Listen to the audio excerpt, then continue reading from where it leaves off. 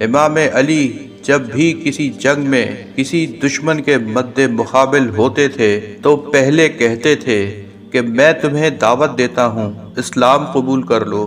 میدان احد تھا، امام علی کی تلوار تھی اور انہوں نے اکیلے پورے لشکر کو روک رکھا تھا اور حضور پاک صلی اللہ علیہ وآلہ وسلم کی حفاظت فرما رہے تھے۔ امام کی تلوار لوہے کی تھی۔ ایک مرتبہ جب حملہ ہوا تو لوہا ٹوٹ گیا کیونکہ انہوں نے تلوار سے پورے لشکر کو روکا تھا۔ مولا ایک تلوار سے پورے لشکر کو روکتے تھے اور انہیں دھکیلتے تھے، جو بھاگتا تھا اسے بھاگنے دیتے تھے اور جو مقابلے کے لیے آتا تھا اسے فنار کر دیتے تھے۔ تلوار ٹوٹنے کے بعد ایک دفعہ پیغمبر کی طرف منہ کر کے کہا، یا رسول اللہ، میری تلوار ٹوٹ گئی ہے، میں اکیلا آپ کا دفاع کر رہا ہوں۔ پیغمبر اسلام نے کہا کہ میری تلوار چھن چکی ہے۔ آپ صلی اللہ علیہ وآلہ وسلم نے کھجور کی ایک ٹہنی کو توڑا اور کہا، یا علی، آپ اس سے مقابلہ کر لیجئے۔ ہائے قربان جاؤں میں اپنے مولا پہ، انہوں نے پلٹ کر یہ نہیں کہا کہ یا رسول اللہ، دشمن کے پاس لوہے کی تلواریں ہیں اور آپ مجھے کھجور کی ٹہنی دے رہے ہیں۔ مولا نے فرمایا، یا رسول اللہ، اگر آپ کہیں گے تو میں اسی ٹہنی سے سب کا مقابلہ کروں گا۔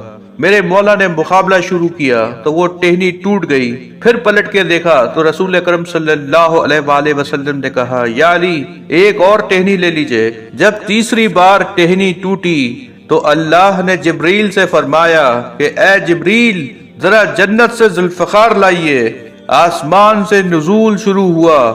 جناب جبریل نے قصیدہ پڑھا، لا فتح الا علی، لا سیف الا ذوالفقار۔ علامہ اقبال نے اس میں ایک مصرع اور لگا دیا، شاہ مرداں، شیر یزداں، قوت پروردگار۔ گرد و غبار سے بچنے کے لیے امیر المومنین اپنا امامہ کھول لیتے تھے اور منہ پر لپیٹ لیتے تھے اور صرف ان کی آنکھیں نظر آ رہی ہوتی تھی۔ روایت کے الفاظ یہ ہیں کہ جب کسی دشمن کو دانت بھیج کر دیکھتے تھے تو ان کی آنکھیں لال ہو جاتی تھیں۔ جس طرح شیر کے دیکھنے سے بکری کا دل پھٹ جاتا ہے، اسی طرح جو دشمن صرف مولا کی آنکھوں کو دیکھتا تھا اس پر خوف کا لرزہ طاری ہو جاتا تھا۔ مولا علی ذوالفقار پر ٹیک لگائے میدان جنگ میں نہایت اطمینان کے ساتھ کھڑے تھے۔ پسینہ بہہ رہا تھا، مولا پسینے کو صاف کر رہے تھے۔ اتنے میں ایک آدمی پشت سے خنجر لیے آ رہا تھا کہ میں مولا کو خنجر مار دوں گا۔ جب وہ خنجر لیے آ رہا تھا تو اس کے ہاتھ پاؤں کانپ رہے تھے کیونکہ سامنے حیدر کرار تھا، غیر فرار تھا۔ اسی اثنا میں گھبراہٹ کے مارے اس کے ہاتھ سے خنجر چھوٹ گیا۔ مولا نے بہت اطمینان سے پیچھے مڑ کر دیکھا۔ اس نے کہا، یا علی، اتنا سکون؟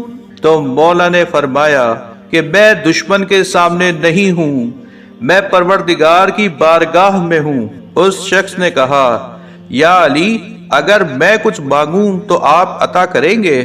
مولا نے کہا، مانگ، کیا مانگتا ہے؟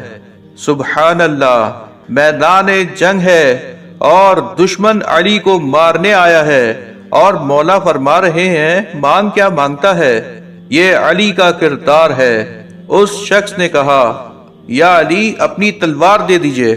مولا نے اپنی تلوار اٹھائی اور اس کو دے دی۔ اب وہ بہت گھبرایا، کہا، یا علی، میں آپ کو قتل کرنے آیا تھا۔ مولا نے فرمایا، ہاں جانتا ہوں۔ کہا، پھر بھی آپ نے تلوار دے دی؟ مولا نے فرمایا، ہاں۔ تو اس نے پوچھا، کیوں؟ مولا نے فرمایا، میرا دین یہی کہتا ہے، میں ثقافت کے اس درجے پر فائز ہوں، میدان جنگ میں بھی دشمن کو عطا کرتا ہوں۔ اس نے کہا، یا علی، اگر آپ کا یہی دین ہے تو مجھے کلمہ پڑھا لیں، میں آپ ہی کے دین پر آنا چاہتا ہوں۔ یا علی، یا علی، یا علی، جو احد جیسی جنگ میں دشمن کو مسلمان کر دے اسے علی کہتے ہیں۔